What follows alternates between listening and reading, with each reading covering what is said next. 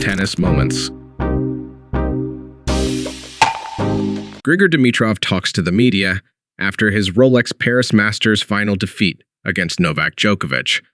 Grigor had a great tournament, and he is in great form. Let's hear what he has to say.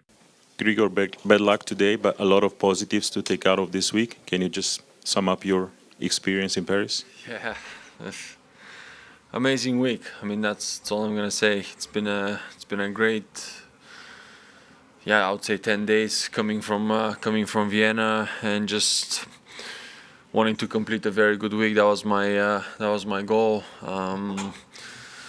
If I didn't know, obviously I'm gonna get to the final, but I was very, very thrilled the way that I was playing throughout the whole tournament. A lot of good wins, a lot of positive wins. So I've done a lot of good things this week. So I need to stay positive and keep on believing that things will come out for me. Grigor, as Nicola just said, it's been a big week. You have to feel very proud of yourself for what you've achieved, not just here, but for the last few weeks. So why the tears at the end? Was it a matter of the tension that just hit you, the emotions of the moment? Difficult to explain emotions. I think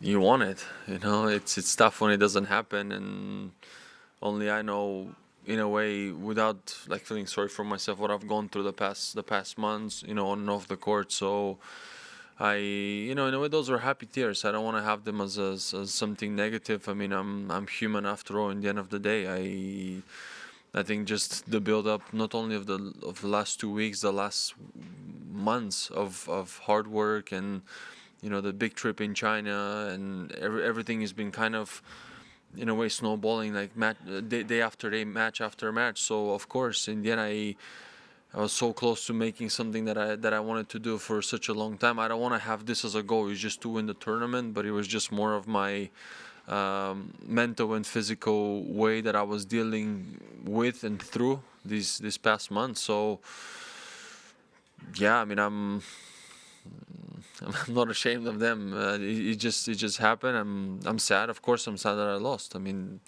it's never fun when you lose in a final, and I think for me now I have some time to reflect and move on.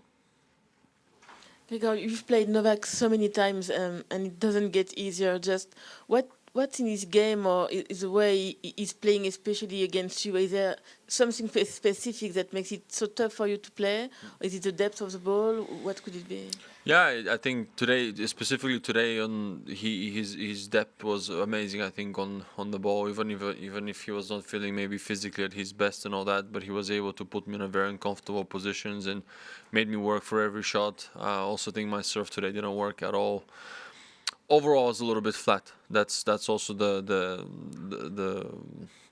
my like summary of the match. But of course, Novak on the finals is probably one of the biggest achievement you can have in our sport, to beat him. I mean, so much respect for him, as the way he's competing on the court is I think, I mean, on a completely different level. And I've said it before.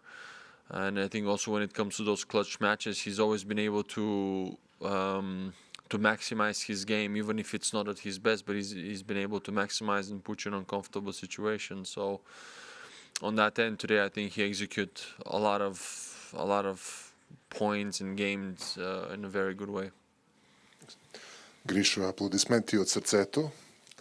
I remember us talking at the end of 2017. Of course, it was a bit of a higher note, but there are plenty of reasons to be very, very happy and very satisfied now.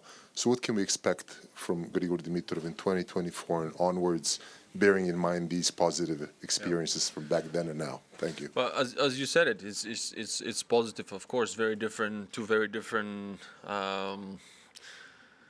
end of a seasons. But again, I think now I'm still a little bit on the adrenaline rush, so to speak, with how everything has been going, of course. So I think I don't want to say much, just because I have not thought about it too much. But the one thing is I know for sure is that I'm gonna I just want to put myself in those positions every single time, and which means that every time I get out there to play, it's like I'm there to play, and I don't want to.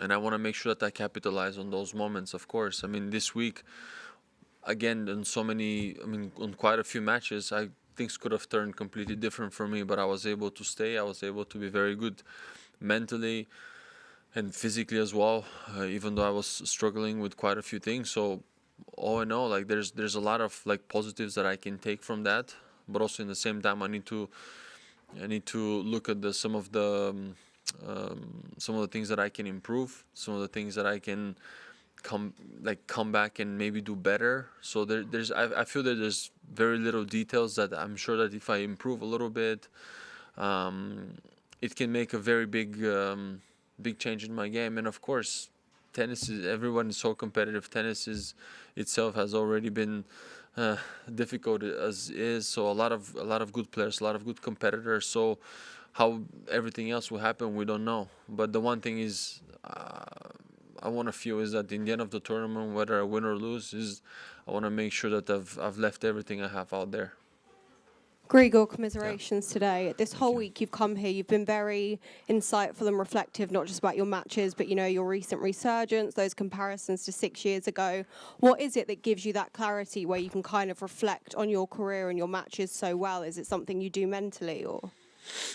I think there's so many things that come to one's mind. I mean, on daily basis. I mean, I'm sure you have a lot of thoughts that are coming to your head on daily basis, right? When you go for a walk and stuff. So, for me, I'm just like that. I think there's times throughout the day where, as I said, I take some time for myself to just go for a walk and put my phone away. That there's always like a period throughout the day that I always take for myself, and I think that's also what I'm very happy with. And it's a work, it's an internal work as well. It's not just outside, it's not just stepping out on the center court, and it's a lot of work on the court. Of course, the fitness, the the nutrition, the sleep, rest, and all that. But lastly, don't ever forget yourself, because just as the tennis, the sport, everything is like so important to you. You don't need to forget your inner world, your inner peace. So, and I work hard on that.